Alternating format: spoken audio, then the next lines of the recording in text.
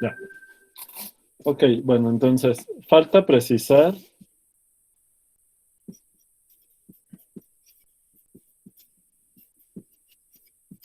qué significa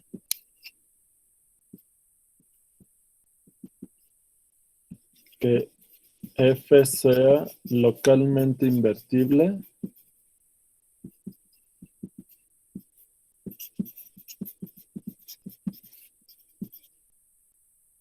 en X0. Entonces, una opción es, opción 1, que tienen aquí X0, se toman una bola de radio epsilon, le aplican la función a la bola y se fijan en la imagen, ¿no? Entonces, en principio, eh, tienen aquí la biyección entre la bola y una mancha, digamos, en la imagen de esa bola bajo F. ¿Ok? Acá está dentro F de X0. O bien, empiezan con X0, se van a F de X0 en el contradominio, se toman una bola aquí de radio delta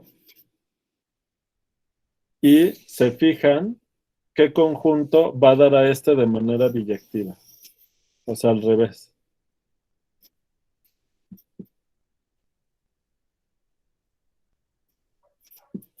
O sea, esta es la opción 2. O sea, la diferencia está entre como la función no tiene que mandar bolas en bolas o discos en discos. Básicamente la diferencia está en si quieres tener control de que la bola sea la del dominio o la del contradominio. En ambos casos, eh, topológicamente pues son equivalentes, ¿verdad? Son abiertos y ya. Pero nosotros para la demostración vamos a tomar esta idea. Entonces, ¿qué tenemos que demostrar? Que existe una delta tal que la bola de radio delta con centro en F de X0, por un lado, está metida en la imagen de la función y el resto del teorema. ¿Sale? Entonces, una de las cosas que hay que demostrar es que la bola de radio delta con centro en F de X0 está metida en la imagen de F. ¿Sale? Ok, profesor. Ahora noten que como corolario, o sea, si yo para cualquier punto en el interior del dominio puedo encontrar una bola de radio delta con centro en su imagen, que está metida en la imagen, ah, o sea, con centro en la imagen del punto, pero toda la bola está contenida en este conjunto, en la imagen de F, estamos diciendo que todos los puntos interiores del dominio, en las condiciones del teorema, van a ir a dar a puntos interiores de la imagen. Y por lo tanto, la función es abierta donde localmente se cumplan las condiciones. ¿Se entendió eso?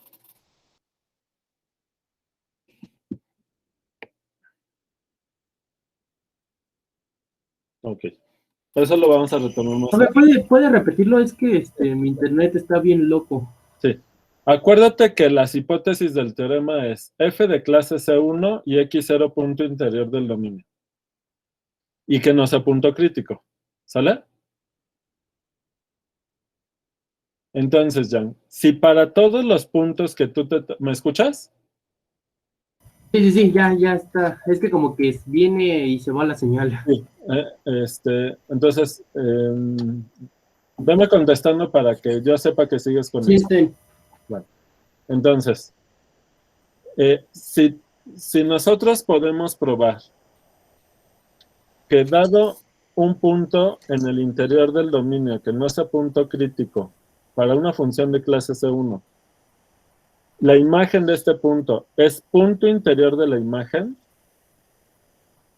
quiere decir que en todo el conjunto donde se cumplan esas condiciones, estos puntos son puntos interiores de la imagen de F. En tal caso, F de x0 está en el interior de la imagen de F, ¿verdad? ¿Estás de acuerdo? Sí, pero no suena un poco, ¿cómo se dice? Como, pues es lógico, ¿no? Ajá, pero ahorita vas a ver por qué hice esta observación, Ok. ¿vale? Tiene que ver con que no solamente vamos a ver que hay una bola con centro en x0 que está metida en la imagen, sino que esto lo vamos a usar para demostrar que la F es una función abierta en un conjunto apropiado. ¿Y qué significa que la F sea abierta? ¿Para qué quiero probar que la F es una función abierta? ¿Cuál era la consecuencia de eso? Bueno, o sea, que no tiene como bueno, las orillas no están, ¿no? Mm, Bueno, es lo que estoy entendiendo. Es que le digo que mi internet apenas como que viene y se va, entonces no, lo pero esto explico. tiene que ver con la clase de ayer. ¿Para qué quiero que la función f sea abierta? Ah, Exacto, para que la función sea un homomorfismo, es decir, para que la inversa sea continua. ¿Vale? Si tienes dudas de ok, eso, checa la ok. clase de ayer. Sí, sí, sí, la estoy viendo. Ok, sale. Bueno, entonces, ahora sí vamos a enunciar el teorema. ¿Cómo queda? El teorema de la función inversa.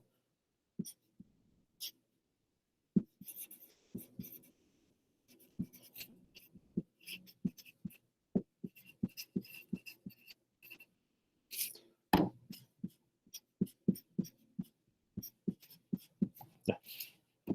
Ahora sí, entonces, Sea f bien, una función que va de un dominio contenido o igual a Rn ok. y lo mandamos a Rm o a R, no recuerdo cómo iba a ser el caso. A ver, que fue, lo que más discutimos ayer fue eso. A ver. Rn, ¿verdad? Gracias, Luis. Ajá. Ok. F de clase C1, ¿verdad? Ajá, en D. En D. X0 en el interior De D. de D y el determinante de la matriz jacobiana, lo voy a poner así, el determinante de la derivada de f en x0 Es diferente de cero. es diferente de 0. ¿Sale? Ok. Entonces,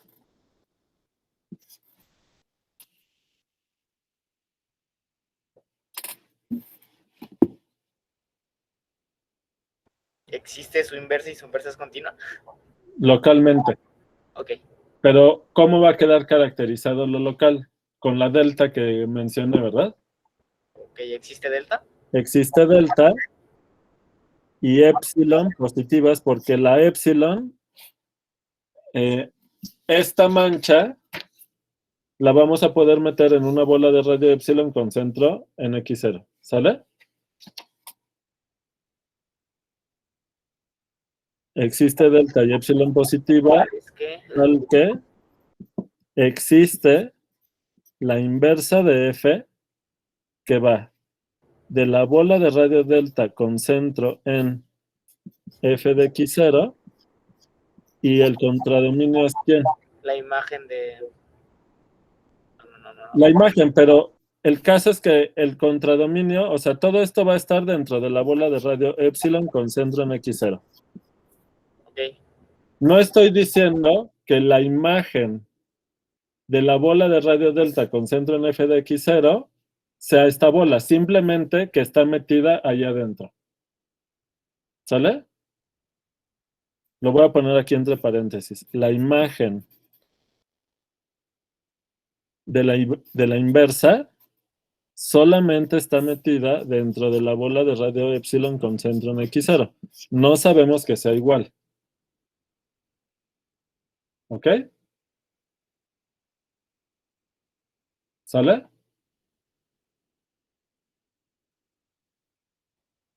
Sí, profesor. ¿Qué más?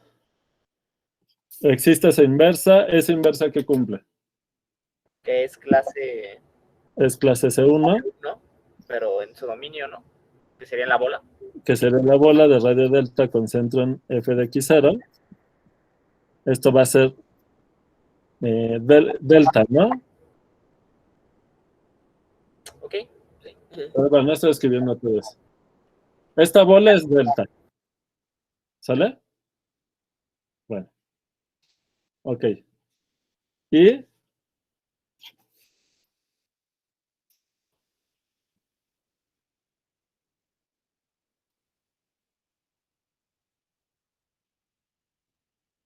¿Y qué más?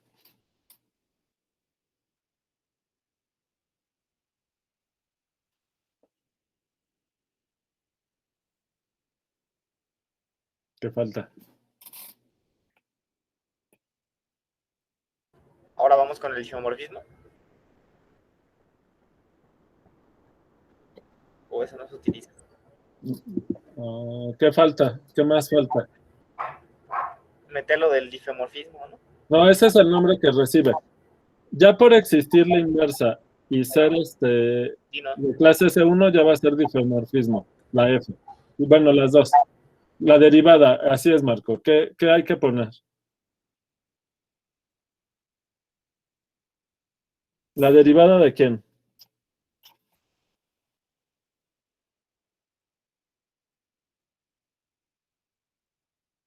De la inversa. En un punto va a ser igual a quién? ¿A la inversa de cuál matriz? De la jacobiana, o sea, de la derivada de F. ¿En dónde?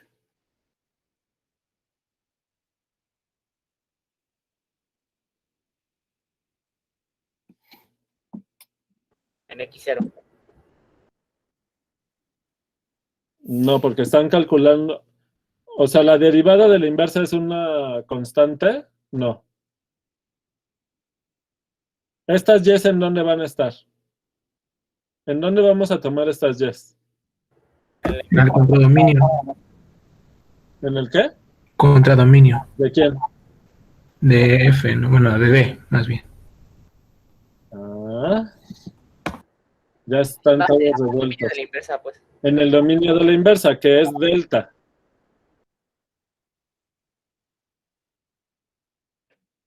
¿Ok?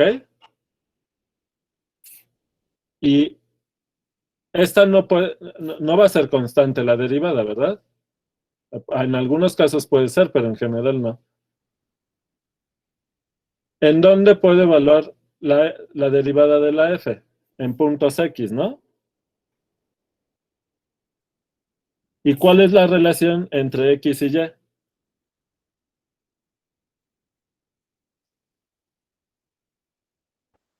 Que Y es igual a F de X. Así es.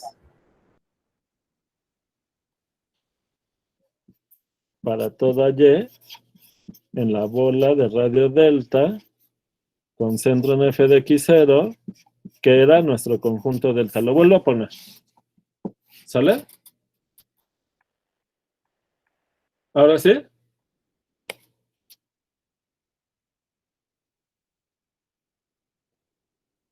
Ok. ¿Sí? ¿Se entiende? Bueno, en tal caso,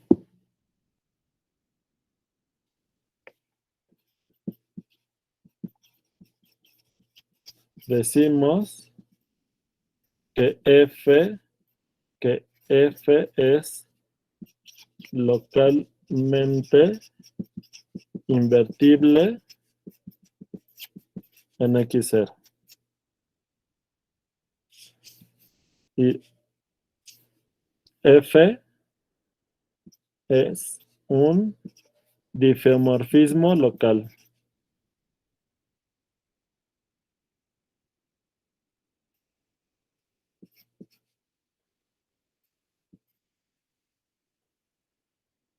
Local, ya me queda aquí todo feo. Local, bueno.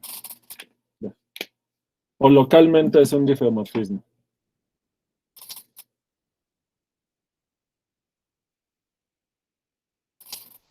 Ok.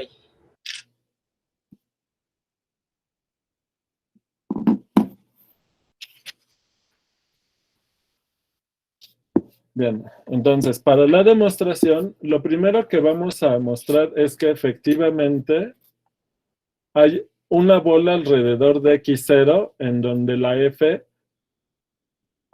es, es inyectiva.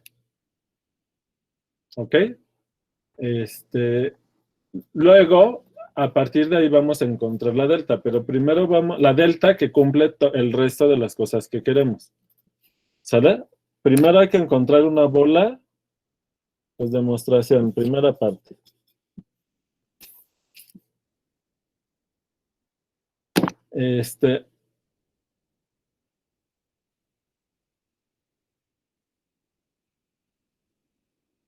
Hay que encontrar una bola con centro en X0 donde F sea inyectiva. Entonces, afirmación. Existe epsilon positiva tal que F es inyectiva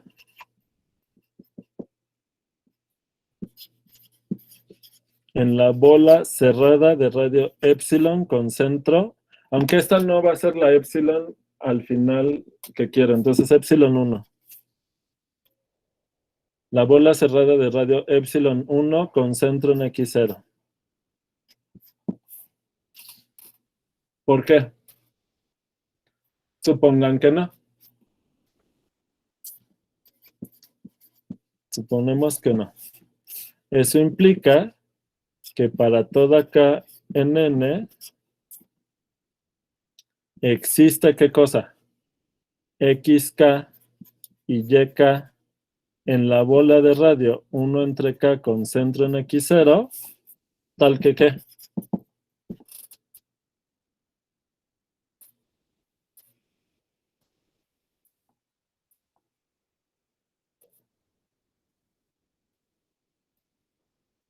Si no hay una bola donde sea inyectiva, entonces, pues por muy pequeña que sea la bola, siempre encuentro un par de puntos en cada una de esas bolas, tal que ¿qué?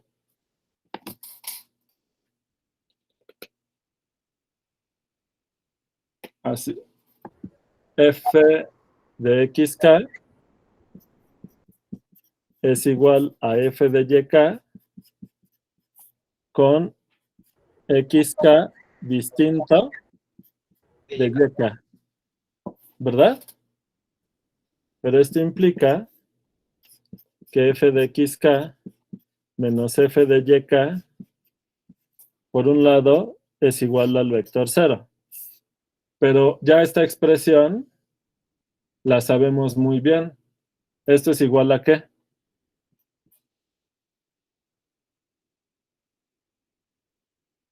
Pues es un vector, ¿no? Donde la primera función coordenada me queda aquí F1 de XK menos F1 de YK, coma. F2 de XK menos F2 de YK, coma, etcétera. Fn de XK menos Fn de YK. Cada una de estas son funciones de Rn en R. Y acabamos de aplicar este teorema. Podemos aplicar el teorema del valor medio para la derivada en cada una de las coordenadas.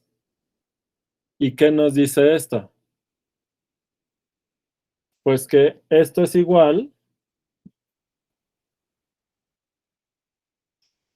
al vector el gradiente de la primera función coordenada en algún punto xi1 entre xk y yk por xk menos yk, ¿verdad?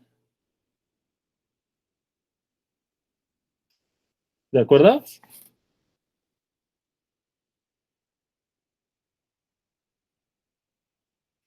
Ok, y eso nos lo regala la hipótesis de decir que era clase C1, ¿no?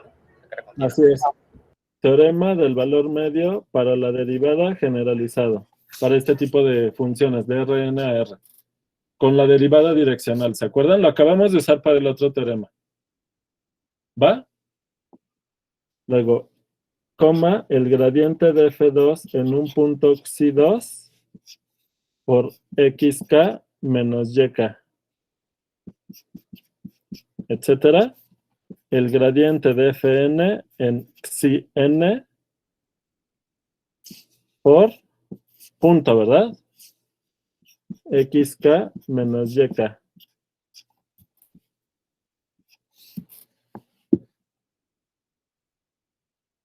¿Sale? Pero esto se puede ver como una matriz.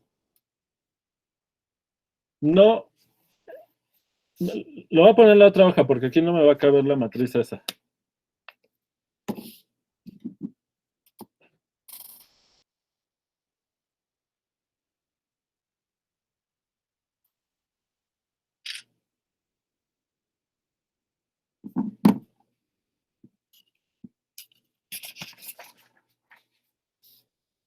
Eso es igual a la matriz cuyos renglones son los gradientes de las funciones coordenadas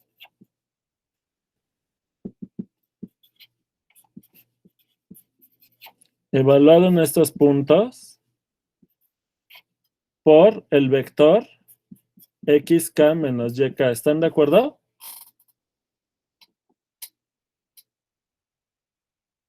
Noten que esto no es la derivada de f en ningún punto porque las x's, las xi's, no necesariamente son iguales. Si fueran iguales, esta sería la derivada de f en ese punto. Pero como estos pueden ser distintos en general, no es la derivada de f en algún punto. ¿Queda claro? Se parece, pero no es eso. Bien.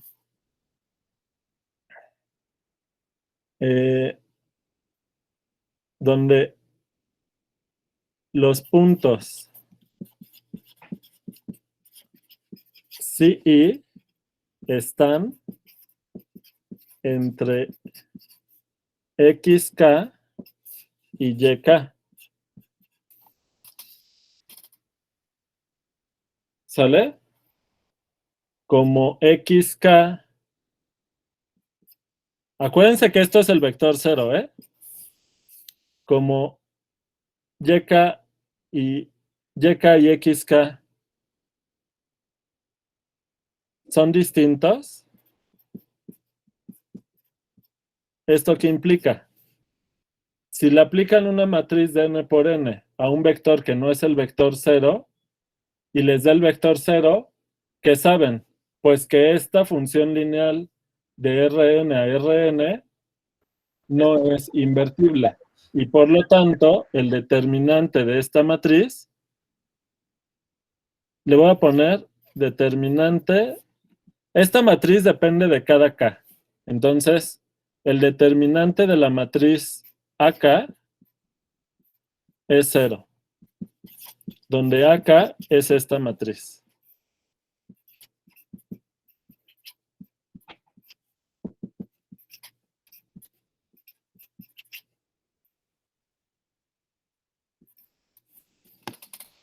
¿Sale? ¿Hasta aquí vamos bien?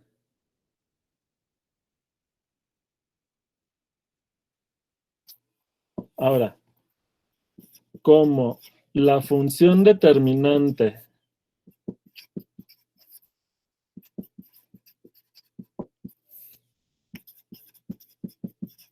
es continua,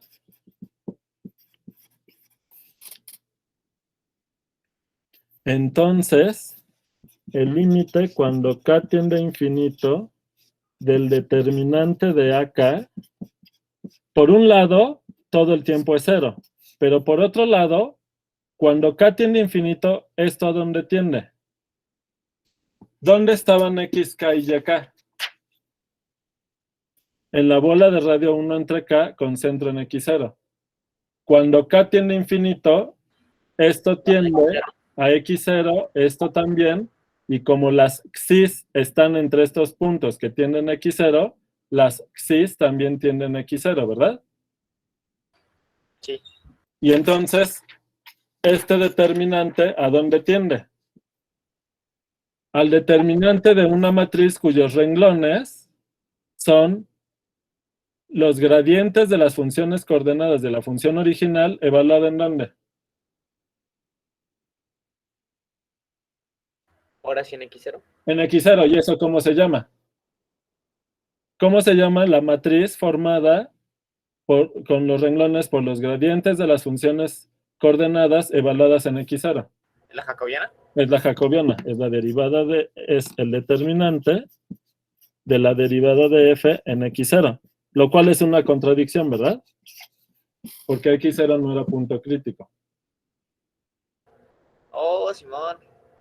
Sí, sí salió chido. Usando, obviamente, que f es de clase C1. ¿Por qué? Porque la función determinante de estas matrices es continua. ¿Por qué?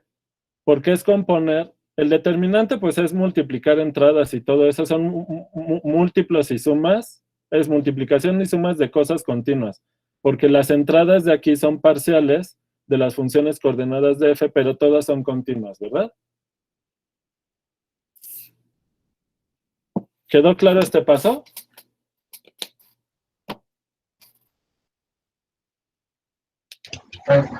Profe, yo solo tengo una duda.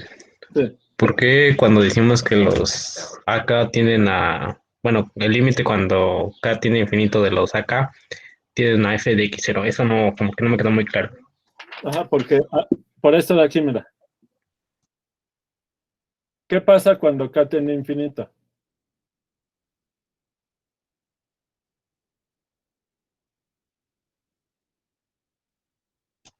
Pues los XK y los YK tienden a x0, ¿no? Ajá. Pero los xis están entre XK y YK. Entre la resta de ellos dos, ¿no? Entonces, como que los aplastan. Los xis, no sé a qué te refieres que están entre la resta. Están en el segmento que va del vector XK al YK. Sí, sí, con eso, a eso me refería. Ah, sí. Sí, sí. Ah, ok, Y- ya quedó claro. Exacto. ¿Sale? Sale, gracias. De nada. Bien. Ahora, ya tenemos una bola que con todo y cerradura la función es inyectiva, pero para que nosotros podamos probar lo que queremos, vamos a necesitar que además el jacobiano, o sea, el determinante de la jacobiana, sea distinto de cero en toda la bola. ¿Están de acuerdo? Como ocurría para funciones de RNR, que para garantizar encontrar una vecindad alrededor de un punto en donde la función sea invertible, queremos que la derivada sea toda positiva o toda negativa. ¿No la mandé?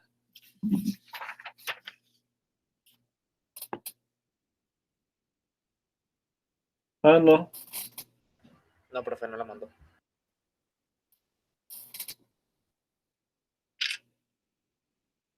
Gracias. Bien.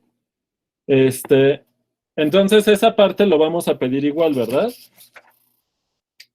O sea, epsilon 2, ahora sea epsilon 2 positiva, tal que para todo x en la bola de radio epsilon 2 con centro en x0, el determinante de la derivada de f en x es distinto de 0.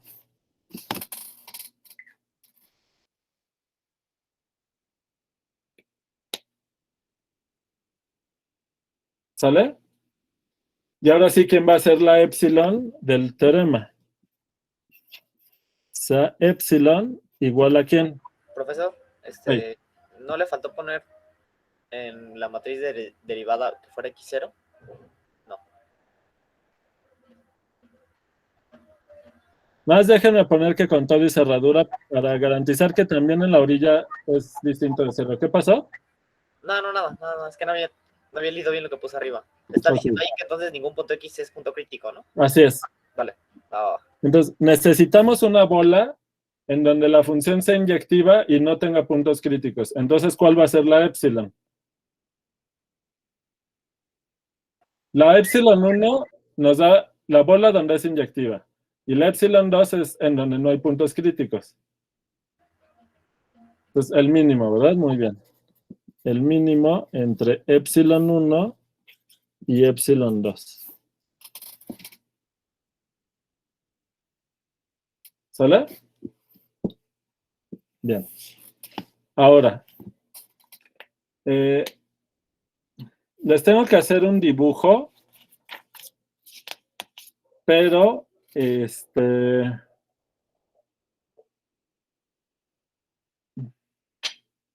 acuérdense que yo quiero garantizar encontrar una delta que haga que la bola de radio delta con centro en f de x0, todo está metido en la imagen. Y para eso necesito hacer el siguiente dibujo. ¿Hago el dibujo aquí mismo, aunque luego retomemos la prueba en orden, o hago el dibujo en una hoja aparte? ¿Qué prefieren? Porque hasta aquí la demostración va en limpia. Aparte, ok. Entonces, fíjense. La situación es esta.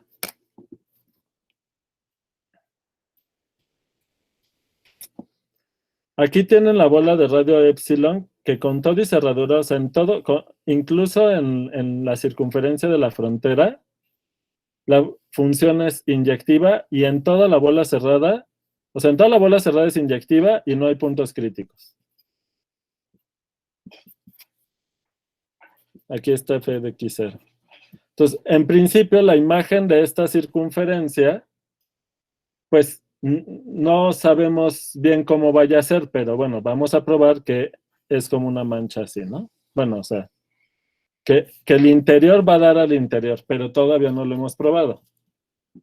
Pero, nosotros lo que necesitamos, ya que tenemos la imagen, necesitamos encontrar la delta apropiada. Para hacer las cuentas, o sea, en el dibujo, aparentemente basta con esta distancia, con fijarnos en la distancia entre f de x0 y f de x con x en la frontera de la bola.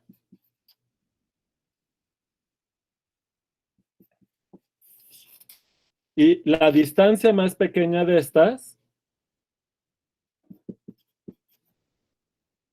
sería suficiente, ¿verdad? Para que la bola esté metida en la imagen.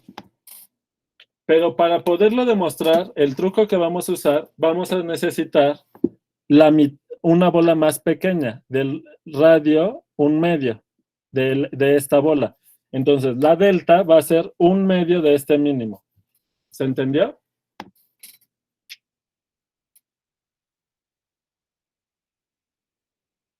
¿Se entendió quién es la delta? Ahorita van a ver por qué es esa delta. Pero ¿se entendió cuánto vale la delta? Sí, profe. Bien. Entonces me sigo acá. Ahora, ¿qué hago? ¿Les mando la foto del dibujo de una vez o al final de la prueba en orden? No, esta parte me confunde, ¿qué conviene? Al final de la prueba, yo digo. Al final, ok. Bueno. Entonces, sea delta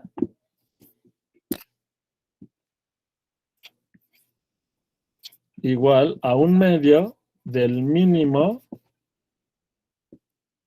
Nada más déjenme checar un detallito porque para que luego no se me compliquen las cuentas. ¿Dónde está la delta? Sí, está bien así. De las distancias entre f de x0 y f de x tal que la distancia de x a x0 es igual a epsilon. O lo que es lo mismo, la x está en la frontera de la bola cerrada, ¿verdad? Entonces, lo primero que hay que argumentar es que delta es positiva. ¿Por qué delta es positiva? Pues aquí tienen el dibujo.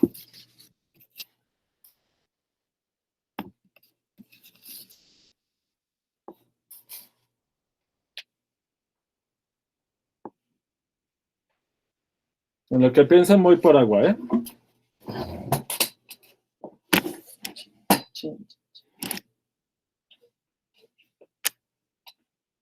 Ya pisé el cable de la compu.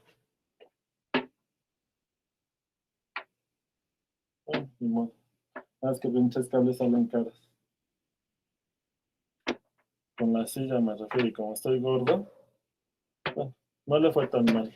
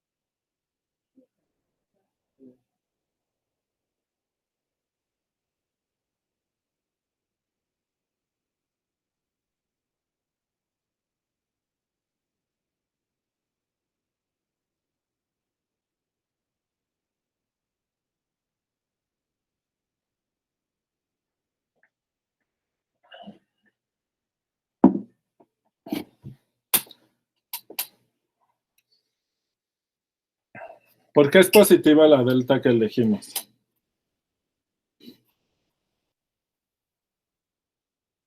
A ver, aquí me voy a dar cuenta de qué tanto se acuerdan de cálculo 3. No, pues si depende de eso ya fue, ¿verdad? ¿O qué?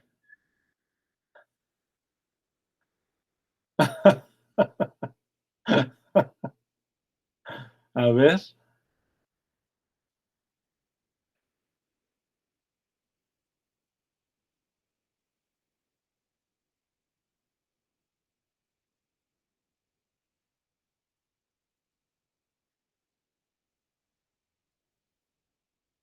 Pues porque pues esas distancias siempre son positivas, ¿no? bueno, a ver, eso sí, ¿no? ¿Por qué? ¿Por qué son positivas? A ver. Ah, no, Porque va. la función norma es positiva definida. Estás tomando el mínimo de dos cosas positivas, como dijo Marco. Como x está en la frontera de la bola cerrada, entonces x es distinta de x0. Y entonces la distancia de f de x0 a f de x es positiva. Ok. Entonces, están tomando el mínimo de un conjunto de valores positivos. Oigan, ¿pero de veras tiene mínimo? ¿Por qué puse mínimo? Hay una infinidad de puntos aquí, ¿no? Estamos tomando el mínimo de un conjunto infinito. ¿De veras tiene mínimo? En todo caso tendría ínfimo. Ínfimo seguro tiene porque es un conjunto acotado, ¿verdad? Inferiormente. Pero ¿por qué tiene mínimo? ¿Y por qué ese mínimo o por qué el ínfimo es positivo y no es cero? Pues me suena que tiene mínimo porque el conjunto es cerrado. Más que cerrado. Cerrado acotado. ¿Y cómo son esos? Compactos. Compactos. La inyectividad la estamos usando aquí, fíjate. F es inyectiva. Ahora, ¿por qué este conjunto es compacto? Porque la frontera de la bola es compacta y la F es continua. la frontera de la bola es compacta,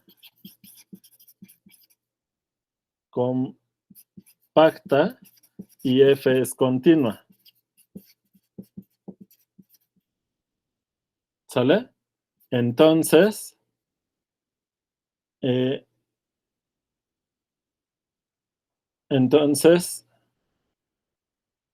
delta es un ínfimo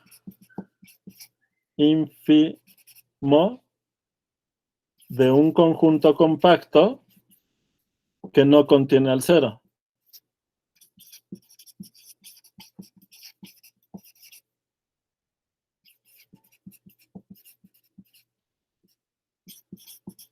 Entonces, delta es positiva, ¿verdad? Así es. ¿Sale? ¿Ya se acordaron?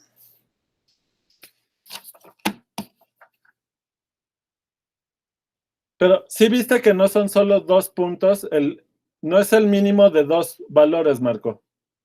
Sí, porque la X está en un conjunto infinito no numerable.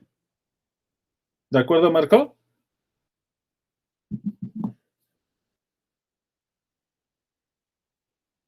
Bien.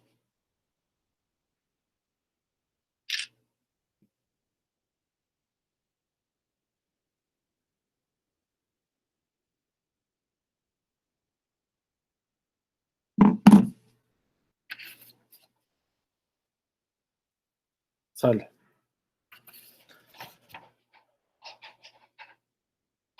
Ok. Entonces, ahora lo que tenemos que hacer, a lo mejor sirve aquí. ¿Quieren que escriba en esta hoja la demostración de que esta bola está contenida en la imagen?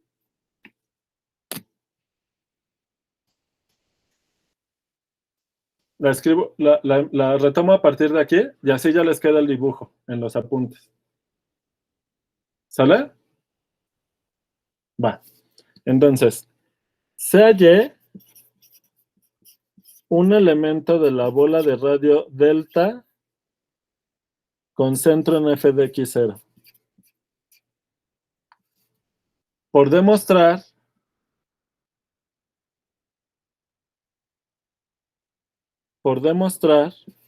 que existe una X en la bola abierta de x0 tal que f de x es y. ¿Están de acuerdo?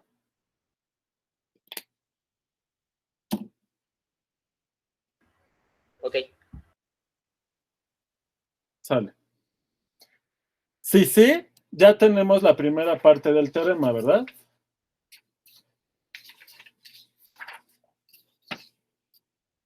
Si ya, una vez que demostremos esto, de que existe una X que nos cubre, que para cada puntito aquí, en esta bola, aquí están las Y's, ¿no?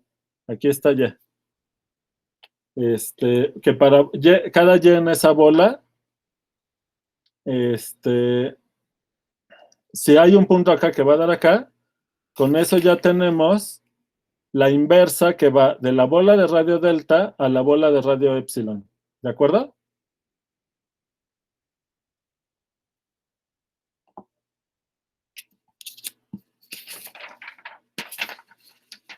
Va.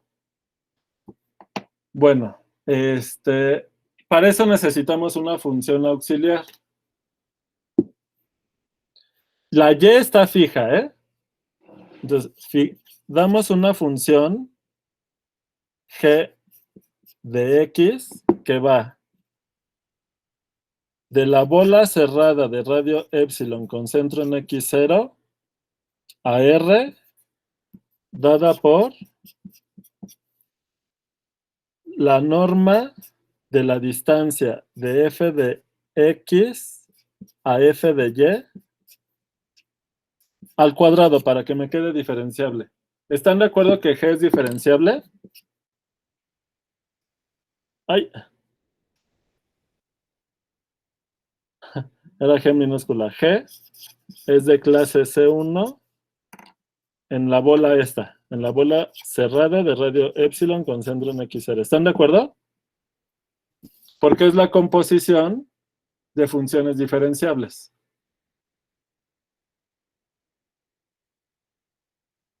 Y además, continuamente diferenciables. ¿Hasta aquí vamos bien?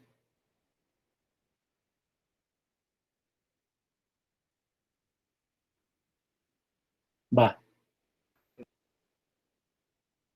Ahora, ¿qué pasa si cómo es si toman una X en la frontera de la bola? ¿Cómo es la G en X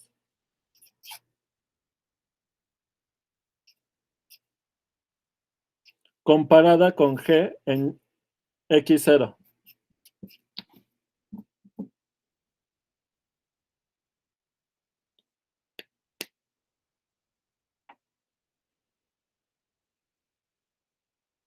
Fíjense. Pues es diferente. Bueno, mayor. Ya sé, pero mayor, ¿verdad? ¿Están de acuerdo en esta? Porque miren, si la X está en la frontera de la bola, su imagen, ¿cómo nos tomamos la bola de radio esta grande de aquí? ¿Cómo nos tomamos esta bola? La que cupiera en la imagen de esto. Bueno, esa era la idea, eso es lo que va a pasar. Pero intuitivamente es lo que queremos hacer. ¿Sale? Ahora, nosotros nos tomamos nos tomamos la bola roja justo para garantizar esta desigualdad. La delta nos la tomamos así, como la roja, para garantizar esta desigualdad. ¿Lo ven? ¿Todos están de acuerdo en que esto pasa?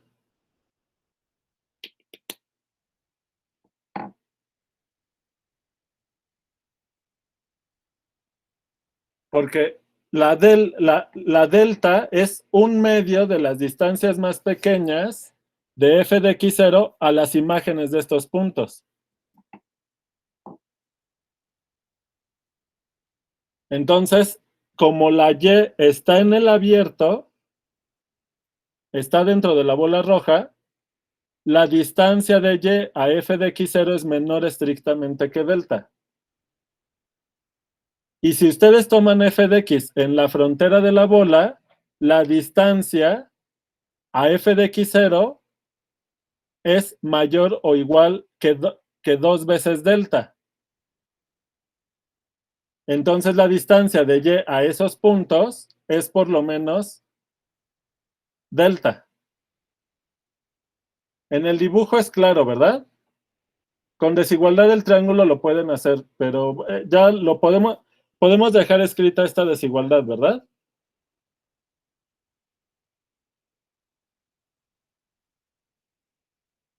Entonces aquí le puedo poner ver dibujo.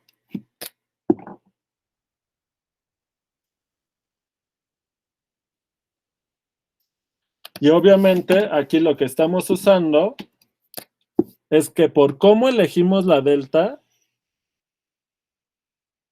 la imagen de estos puntos verdes es la mancha. El chiste es que la imagen de este compacto es un compacto en el contradominio porque f al ser continua manda compactos en compactos que no tiene a f de x0. Por lo tanto, la distancia de este punto al compacto que no lo contiene es positiva y al tomarnos la mitad delta igual a la mitad de esa distancia, se vale esta desigualdad. ¿Ok?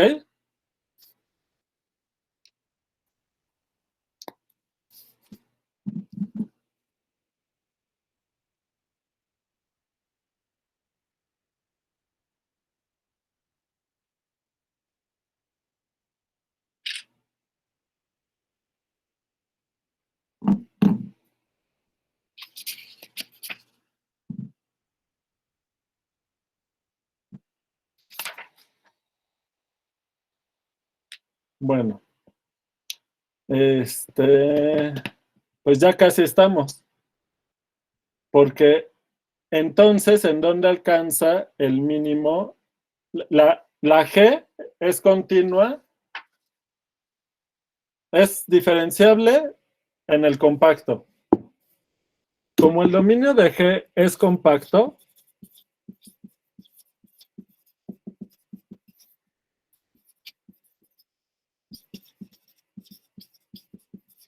y G es continua,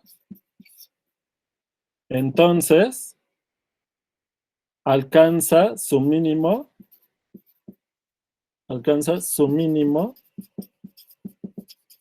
en el dominio.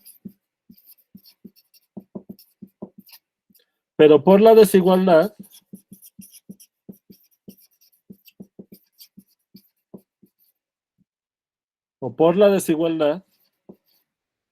el mínimo lo alcanza en el interior de la bola, o sea, en la bola.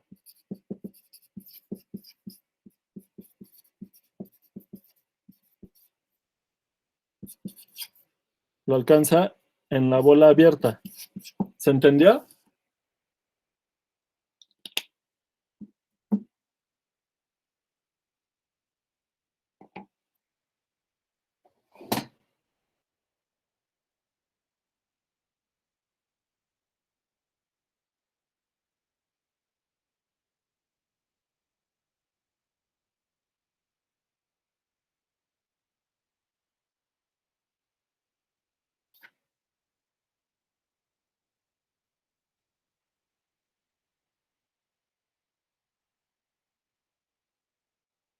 Entonces, como el mínimo es local,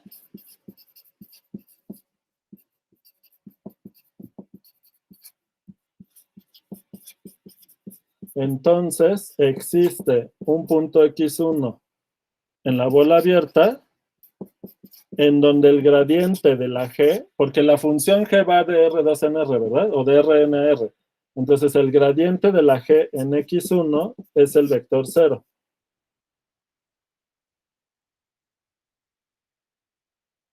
Pero,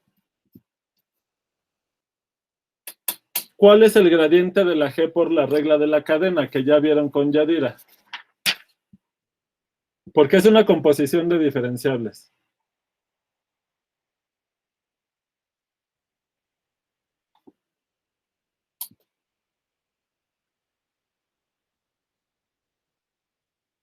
¿Cuál es la derivada de la función norma al cuadrado?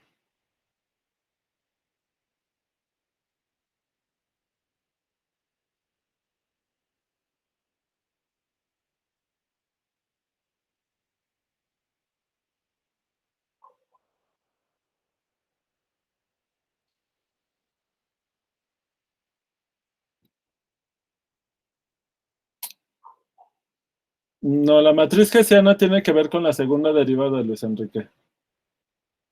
No, ¿cuál es la derivada de esta composición?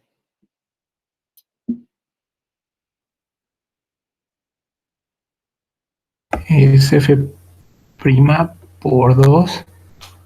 No, primero tienes que, la primera que aplicas es la f y luego la norma al cuadrado.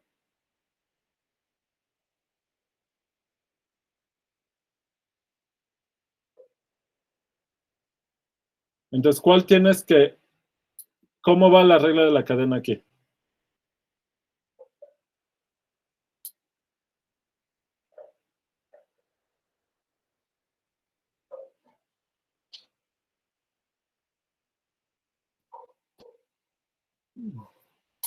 Sí estuvieron en la clase con Yadira, ¿verdad?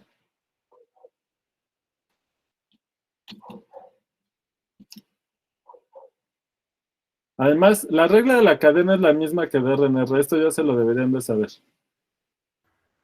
La derivada de lo de afuera por la derivada de lo de adentro. ¿Y cuál es la derivada de lo de afuera? La derivada de la norma al cuadrado, ¿verdad? ¿Cuál es la derivada de la norma al cuadrado?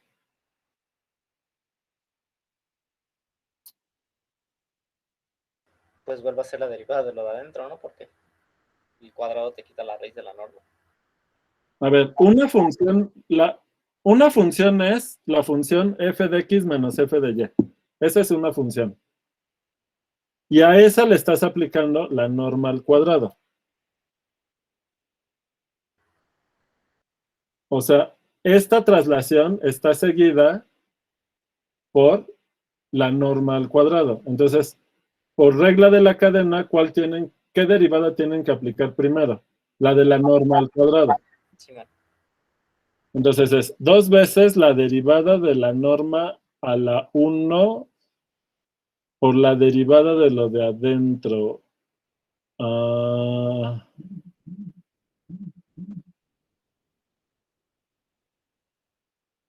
ah, ah. La norma a la 1, ¿te refieres a la norma 1? O sea, a la suma de los valores absolutos, Jonathan. A la norma normal, o sea, sin el cuadrado, pues.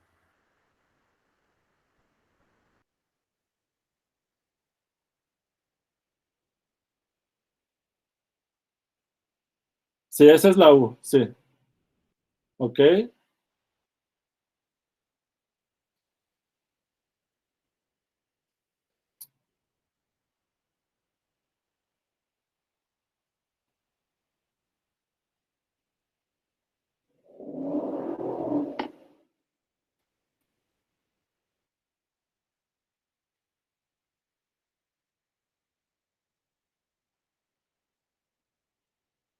Ah, es que ya vi en qué estás pensando. Estás viendo la norma al cuadrado como otra composición y aplicar la regla de la cadena a esa composición de componer la norma con elevar al cuadrado. El problema es que la función norma no es diferenciable.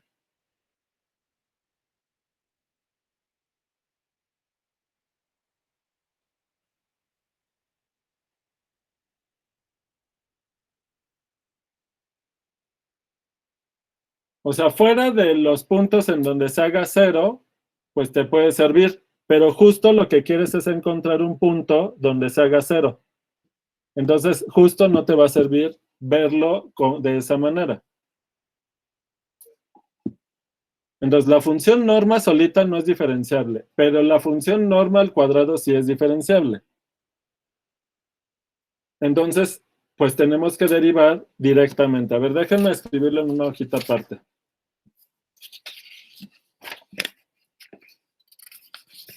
No hay problema. Entonces, a ver. La función norma al cuadrado de una función de varias variables, y bueno, más bien con varias funciones coordenadas, va a ser igual a la suma de los cuadrados de las funciones coordenadas.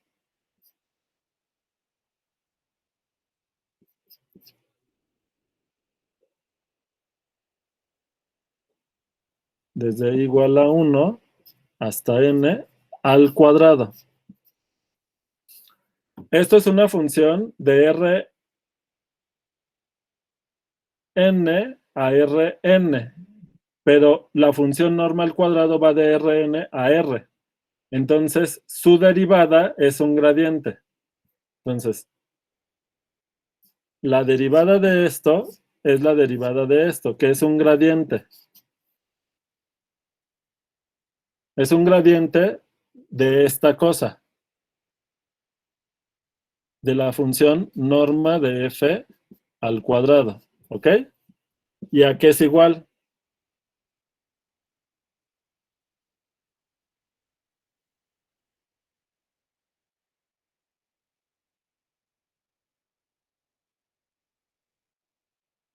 Entonces, tienen que derivar respecto a la primer variable, ¿no?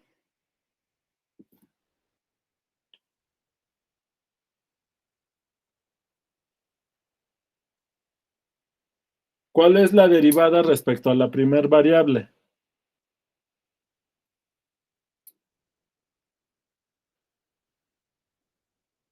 Dos veces la suma de... A ver, en la primera entrada, ¿qué les va a quedar? Dos veces la parcial de f respecto a la primer variable, evaluada en este punto x, coma 2 veces la parcial de f respecto a la segunda variable, evaluada en x. X es vector, ¿eh? Etcétera, hasta la última. 2 veces la parcial de f respecto a la última variable en x. ¿Sí o no? Este es el gradiente, que es 2 veces el gradiente. Bueno, no es el gradiente, ¿verdad? Ah, no, hice mal aquí algo. Es que aquí es la suma de las parciales. Desde i igual a 1 hasta n. ¿Ya lo vieron? La suma de las funciones coordenadas. Suma de las parciales de las funciones coordenadas. Aquí se ve. ¿Quién es la parcial respecto a la primera variable de esto? Pues la suma de las parciales de las funciones coordenadas. Bueno, 2 veces la suma de las parciales, que era lo que quería poner. El 2 sale factorizado y ¿qué me queda? Ahora sí, la suma desde igual a 1 hasta n de la suma de las parciales respecto a la primera coordenada, evaluada en x. En la segunda entrada tenemos la suma de las parciales de la suma de las parciales de las funciones coordenadas respecto a la segunda coordenada, a la segunda variable.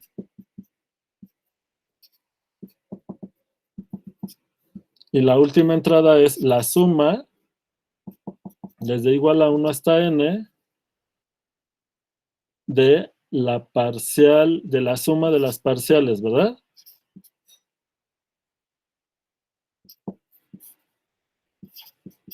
Respecto a la última variable. ¿Estamos de acuerdo?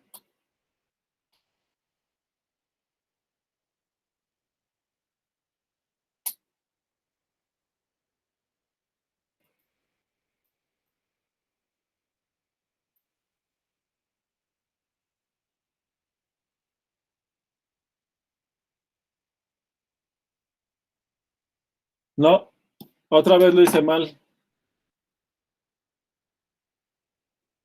Otra vez lo hice mal. A ver, ya no sabemos derivar.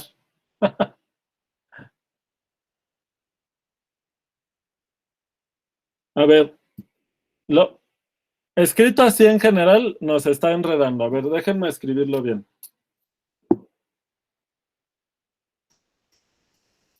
A ver. La norma al cuadrado de esto, ¿qué me da? F1 de x al cuadrado más F2 de x al cuadrado más, etcétera, Fn al cuadrado de x. ¿Cuál es la parcial respecto a la primer variable de esto?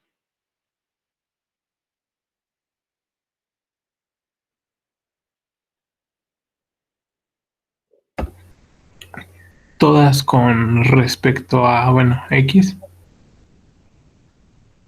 Es ahí donde yo la regué acá arriba. No hay que cometer el mismo error. Aquí sí es la composición de dos diferenciables. ¿Cuál? La primer función coordenada de f elevada al cuadrado. Elevar al cuadrado sí es diferenciable. Entonces aquí hay que aplicar regla de la cadena, que fue lo que me pasó acá. Entonces, la parcial de todo esto respecto a la primer variable es igual a ¿qué cosa? A 2 veces f1 de x por la parcial de f1 respecto a la primer variable por x. ¿Ya vieron qué me faltó? Estos términos. Más, etcétera. 2 veces la enésima función coordenada por la parcial de f n respecto a la primer variable. Evaluada en x, ya no me cabe. ¿Ya vieron qué me faltó en la cuenta de aquí?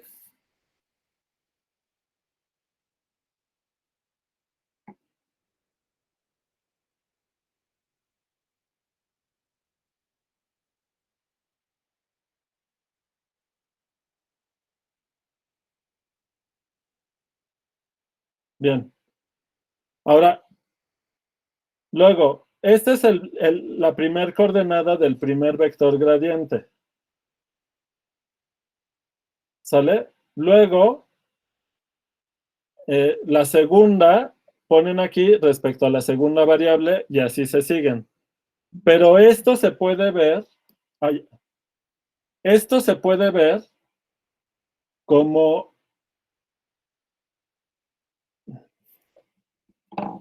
va otra acá. Entonces,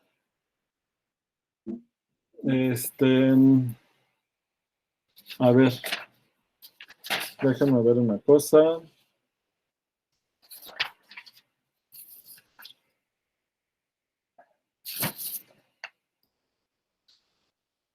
¿Dónde estaba escribiendo?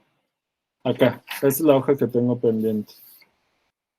Nosotros queremos escribir el gradiente de f, ¿verdad? Entonces, ¿qué va a hacer? Es un vector con n entradas, ¿sale? Que de todas formas se puede ver, lo voy a escribir, me sigo acá.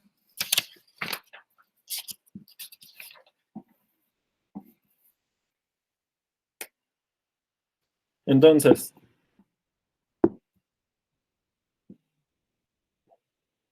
el gradiente de la función norma de f al cuadrado es igual en la primera entrada a todos los 12 los puedo factorizar y me queda esta suma. ¿Ok?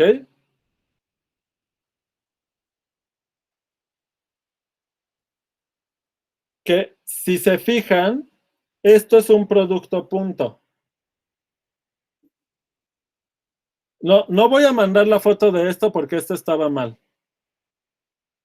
Lo que va bien hasta aquí es esto, nada más lo de aquí abajo. ¿Sale, Luis? A ver, pero antes de escribirlo, fíjense que esto, el gradiente en la primera entrada, ¿qué me queda?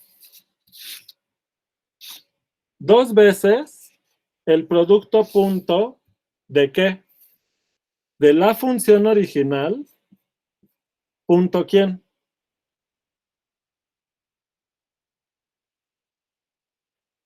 Son todas las parciales de la función original respecto a la primer variable, lo que se conoce como la parcial de la f respecto a la primer variable, evaluada en x, coma. ¿Se entendió esto? Ahora sí está bien esto. ¿Sale? 2 veces la f original, punto, la parcial de f respecto a la segunda coordenada. Esto es un vector. ¿Cuáles son las entradas de este vector? Pues son todas las parciales de las n funciones coordenadas respecto a la segunda variable. Y así se siguen. Hasta la última entrada del gradiente que queda 2 veces f de x punto, la parcial de f respecto a la última variable evaluada en x, donde este vector son todas las parciales de las funciones coordenadas de f respecto a la enésima variable. Ahora sí, esto sí está bien. Pero esto, ¿cómo lo pueden ver? Pues como 2 veces la función original por una matriz que es la matriz derivada de la función en x. Simón, eso mero. Entonces, vean. Esto es el gradiente de la función norma al cuadrado aplicado a la g, ¿qué me da? ¿Quién es la g? No es f solita, sino f menos y. Y entonces, ¿qué me queda? A ver, esta cuenta sí se las mando, ¿no? Ahorita se las voy a mandar. ¿Qué me queda aquí? 2 veces, ¿qué cosa? No f de x, sino f de x menos f de y. Por la derivada de lo de adentro, pero como esta es constante, me queda la derivada de la f en x, evaluada en x. ¿De acuerdo? Ahora, como estamos en la bola de radio epsilon, el determinante de esta matriz es distinto de 0. Como x está en la bola de radio epsilon con centro en x0, entonces el determinante de esta derivada es distinto de 0. ¿Sale? Eso quiere decir que puedo multiplicar por la derecha, por la matriz inversa de esta matriz, y el vector 0 multiplicado por esa matriz, ¿qué me va a dar? El vector 0. Entonces, obtengo que el vector 0 es igual, el 2 también lo puedo pasar dividiendo y se cancela y me queda f de x1, ¿verdad? x1. Como x1 está ahí, el determinante ahí es distinto de 0. Entonces 0 es igual a f de x1 menos f de y. Pero eso implica que f de x1 es igual a y, que era lo que queríamos probar para la primera parte. ¿Lo ven? Sí, profesor. ¿Puedes mandar esa foto, please? Sí, ahorita lo...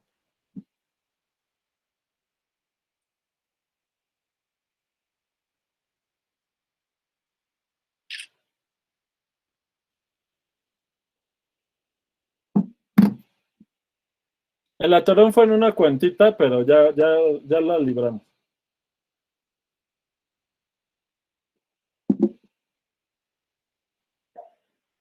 Ok, por lo tanto, ya lo voy a escribir aquí. Por lo tanto, la bola de radio delta con centro en f de x0 está metido en la imagen de f. ¿Están de acuerdo?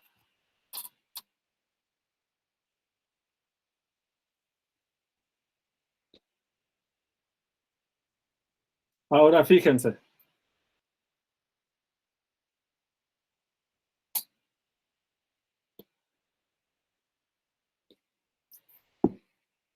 Además, ¿qué era lo que les había dicho hace rato?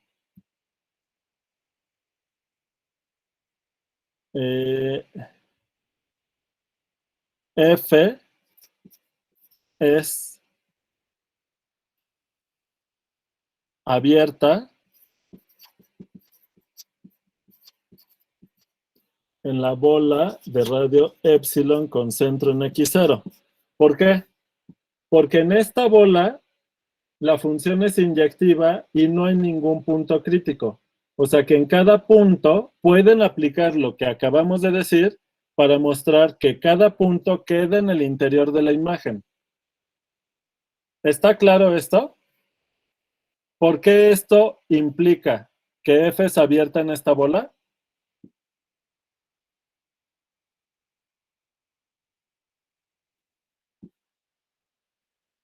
¿O ya se me perdieron?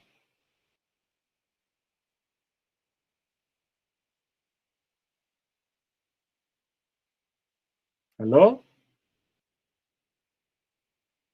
Así es, porque se puede aplicar lo mismo que ya hicimos en cada punto de la bola abierta. Así es, Cristian. ¿Sale?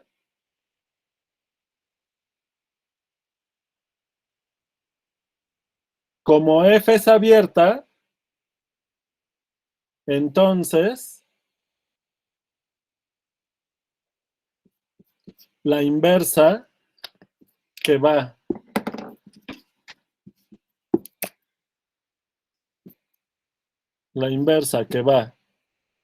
de la bola de radio delta con centro en F de X0 a la bola de radio epsilon con centro en X0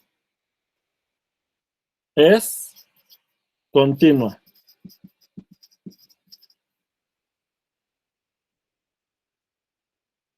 Por lo tanto, F es un homeomorfismo local. Es solo el nombre, pero para que lo recuerden. O sea, esto lo pueden omitir, pero como su inversa local es continua, en esa restricción, la F es un homeomorfismo. ¿Hasta aquí vamos bien?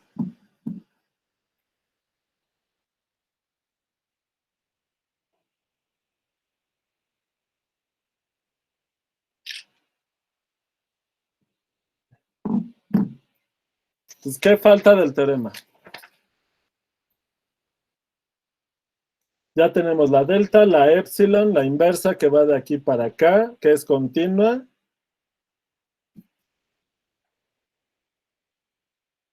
Ya, nos falta que es de clase C1. ¿Sale? Y para eso tenemos que utilizar la definición de diferenciabilidad. Entonces déjenme sacar más hojas.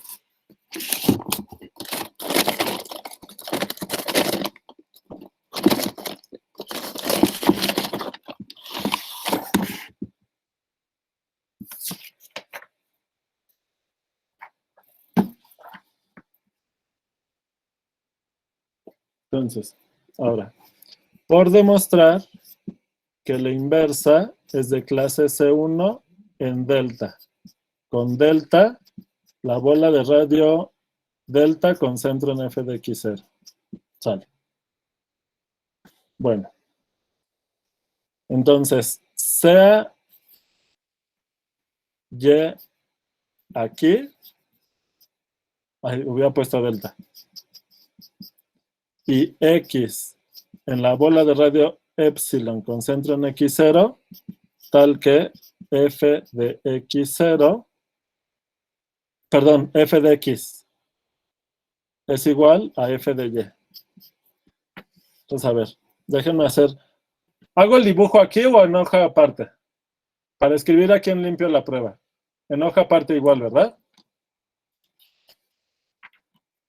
Entonces,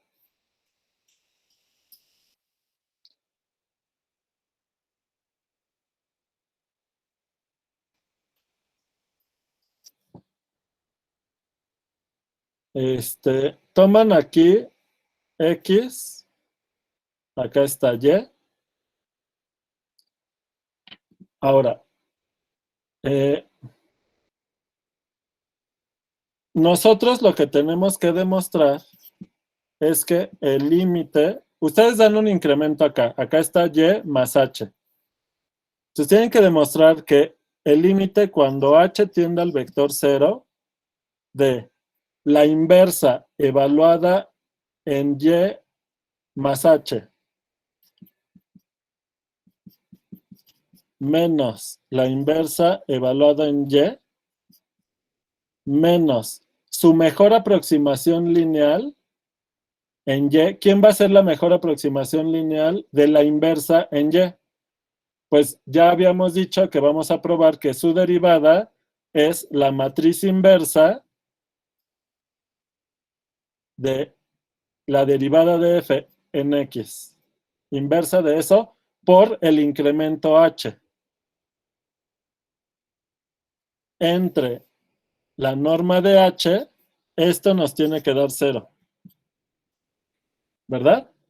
Lo vamos a tomar con normas, por si acaso. Acá ya no me cabe, pero ahí hay norma de este lado, ¿verdad?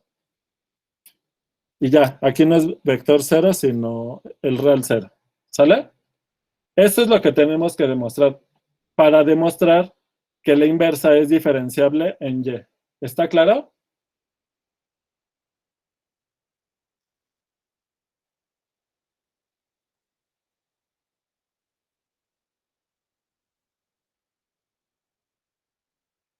¿Ok? Definición de diferenciabilidad, ¿sí o no? Ahora, fíjense, la clave está en lo siguiente. Como la derivada de f en x es invertible,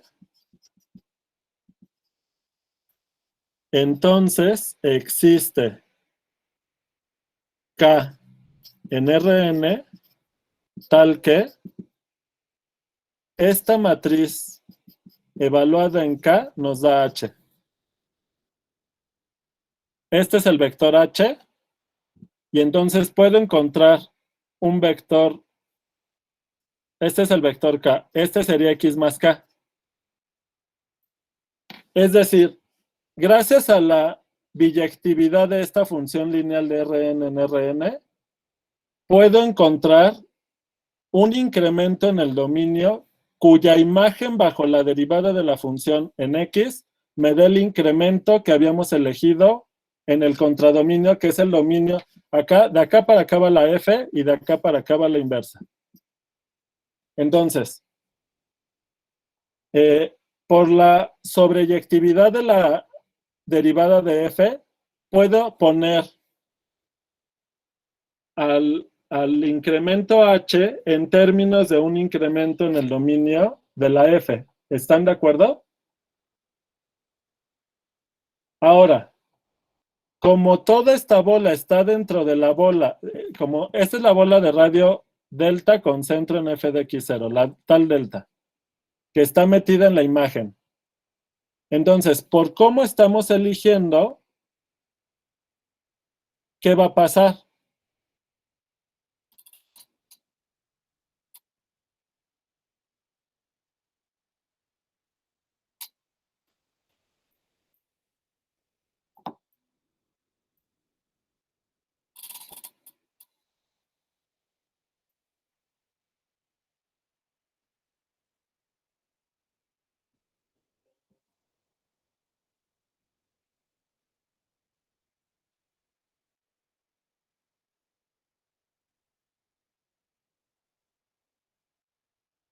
Bueno, de entrada, la y es f de x.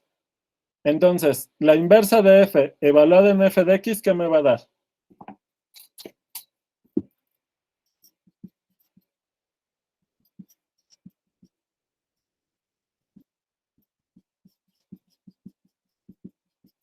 Me da x, ¿verdad?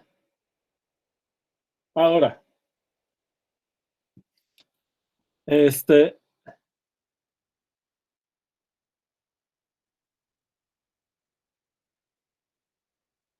¿qué onda con la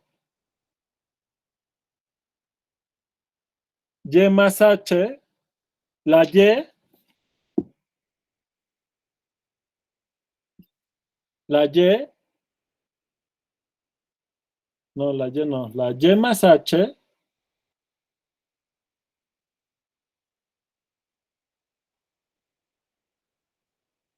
sí, perdón. La inversa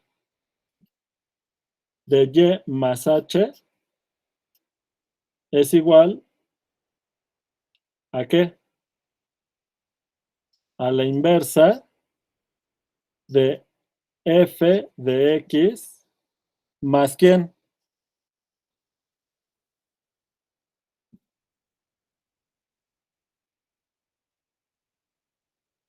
Pues de acuerdo a lo que pusimos aquí nos da esto, ¿no?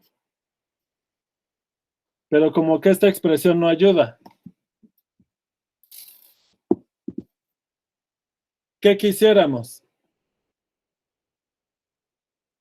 Pues que f,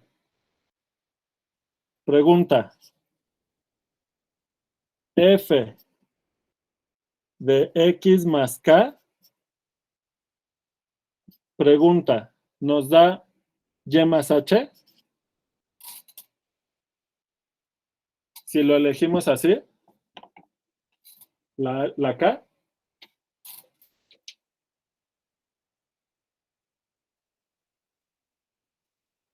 No necesariamente, ¿o sí?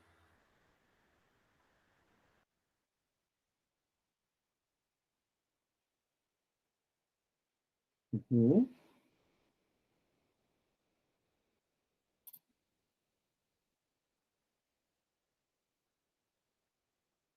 No tiene por qué coincidir, ¿verdad?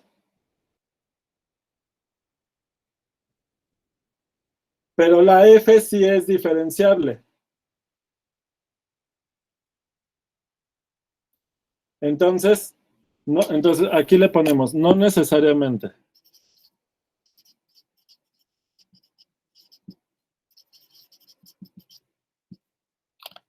A ver. Pero esta sí es diferenciable. Entonces, usando la diferenciabilidad de la f,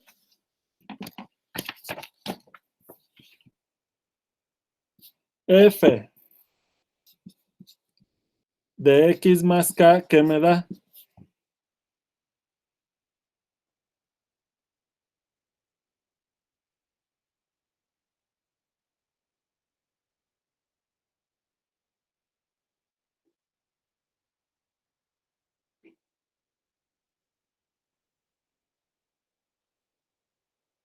F en x más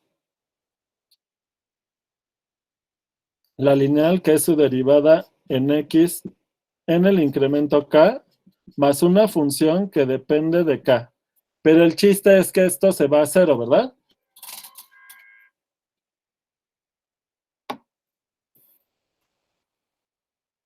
¿Sale? Bueno. Entonces,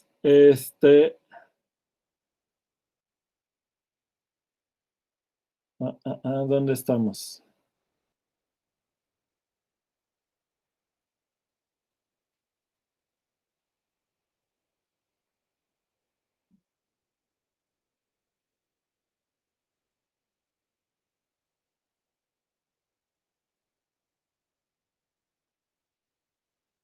Ok, entonces vean.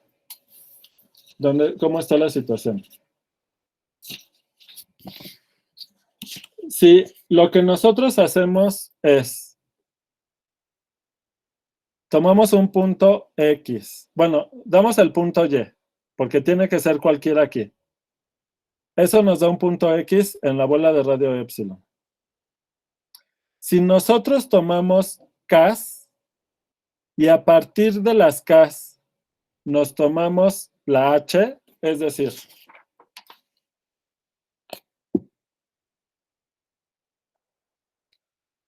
tengo aquí la X, nosotros elegimos la K y me queda X más K. Y nosotros le aplicamos la F a este punto. Acá nos queda F de X y acá nos va a quedar F de X más K.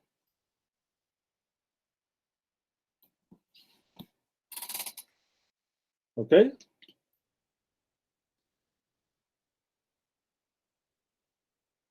Entonces,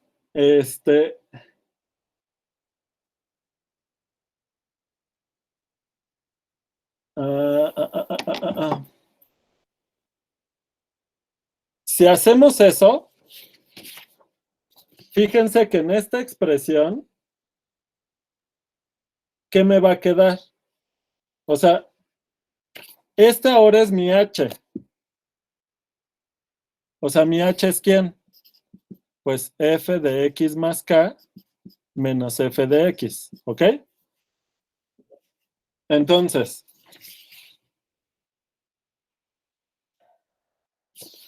eso hace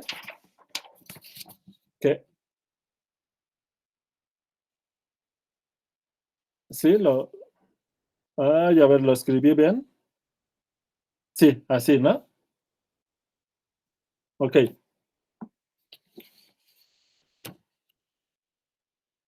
Entonces, cuando... Ajá. Eso quiere decir que f de x más k es f de x más h, ¿no?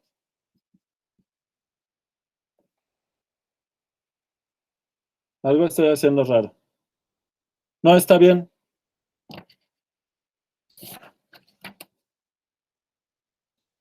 Porque es este punto, ¿no?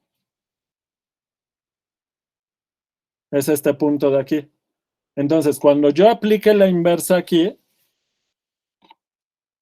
al elegir así la h, cuando yo aplique la inversa a este punto, que este era y, más esta h, esto va a ser justamente la inversa evaluada en ¿dónde?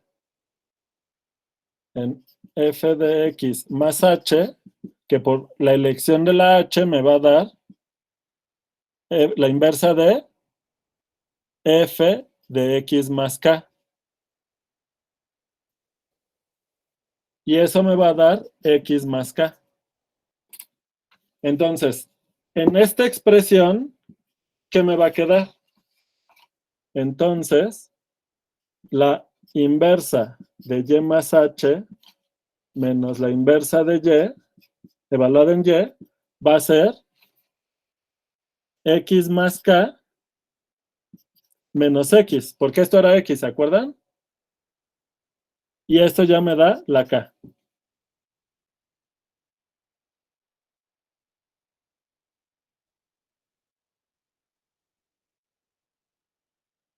¿Se entendió?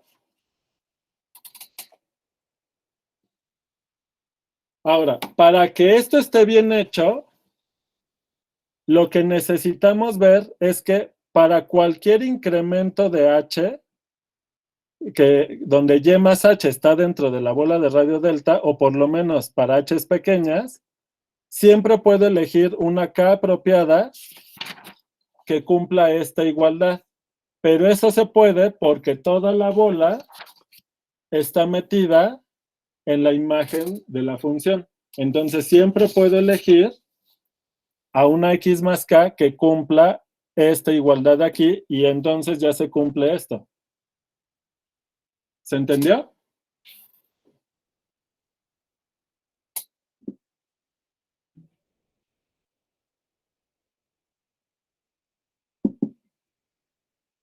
¿O ya los perdí? Pues la cuenta está enredada, ¿no?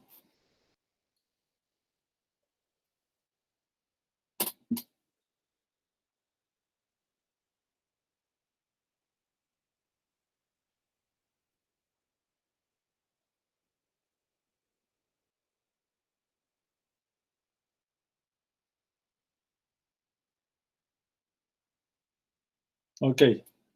Bueno. Y ahora lo que tenemos que lidiar es con esta parte. Tenemos que ver, expresar a la derivada de la f evaluada en x, su inversa, evaluada en el incremento h, pero la h es así. Entonces, ¿esto es igual a qué? A la derivada de la f en x, matriz inversa, por evaluada en esto de aquí.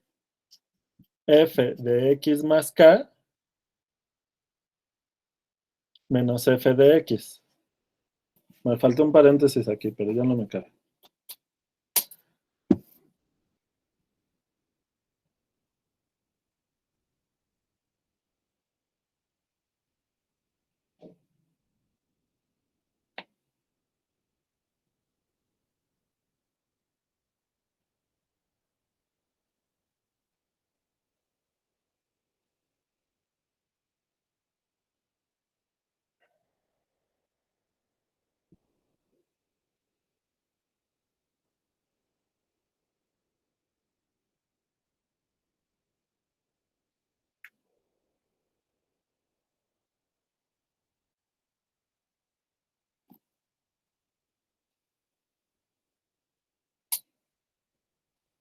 Ahora fíjense. Entonces, de todo esto de aquí, este límite, ahorita le voy a poner L, ¿no? Para no escribir todo esto otra vez. L me queda como el límite cuando h tiende al vector 0 de la primera parte me quedó K. Esto me quedó K, ¿se acuerdan? K. Menos esto, menos la inversa de esta matriz evaluada en este vector. Entre la norma de H, bueno, con norma, todo con norma. La norma de H, pero por cómo elegí la H, es la norma de esto.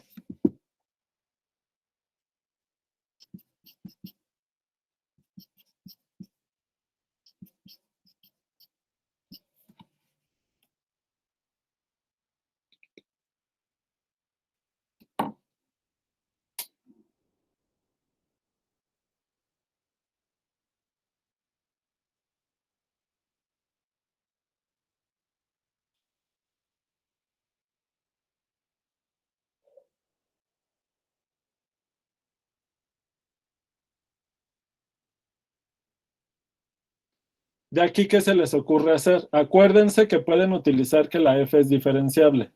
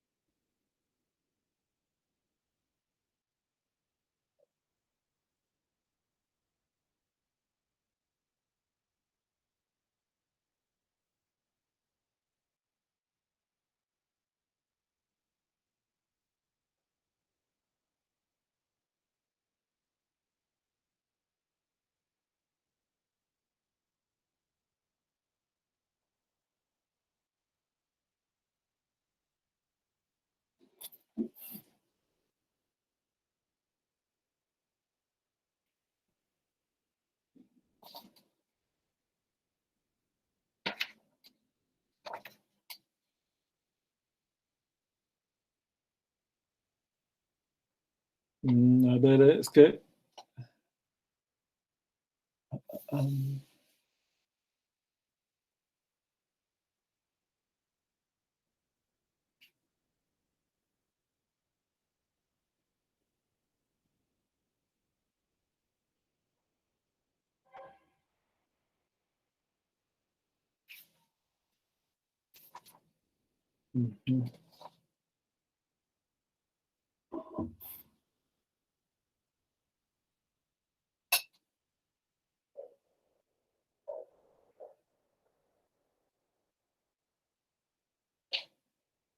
¿Qué onda? ¿Cómo vamos?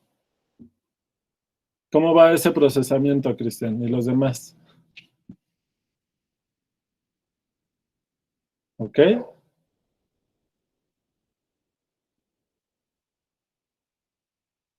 Ajá. Entonces, aquí el asunto, o sea, por ejemplo, una cosa que se podría hacer es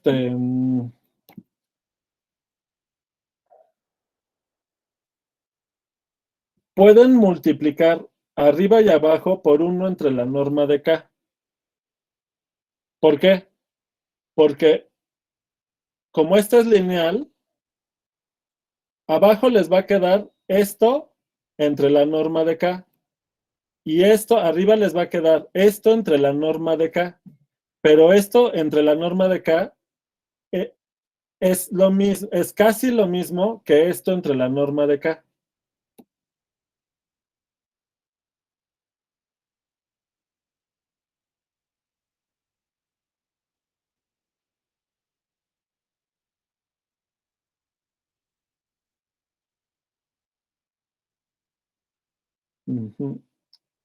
Aunque aquí, aquí nos está estorbando esta matriz inversa, ¿no? Esto lo podríamos poner en términos de de su diferencial, es decir, de su derivada evaluada en el incremento K.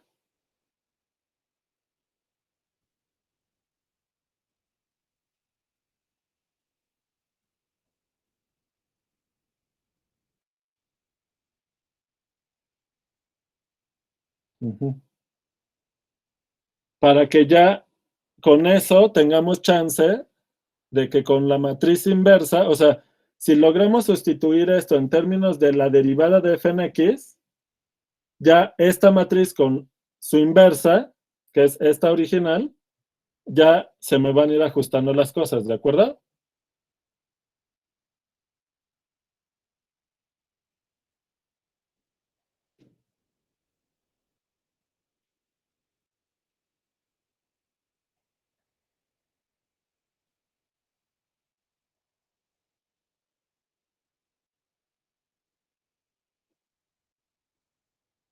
Ujú. Bueno, entonces, en esta expresión de aquí,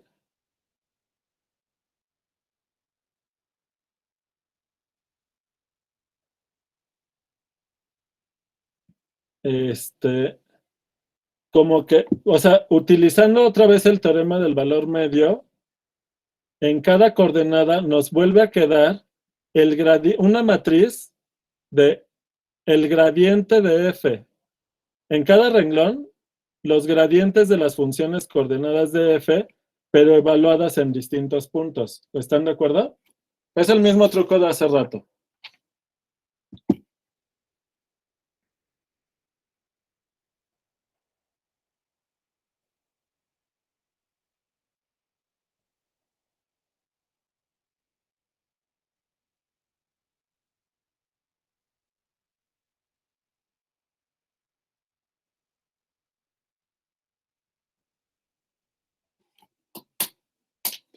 Híjole, a ver, espérenme. Tengo que ver mi apunte, porque si no...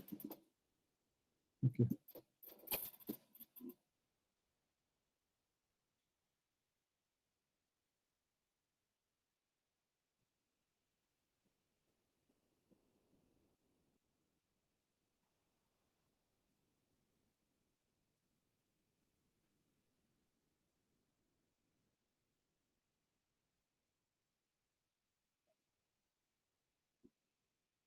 Ujú.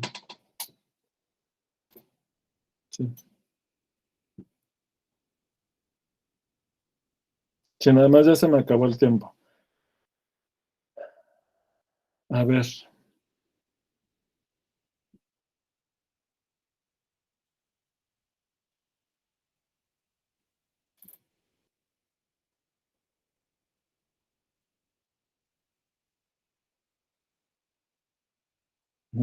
Bueno, entonces lo dejamos hasta aquí. Y ya lo acabamos el lunes, ¿sale? Para que pueda checar el detalle donde me atoré.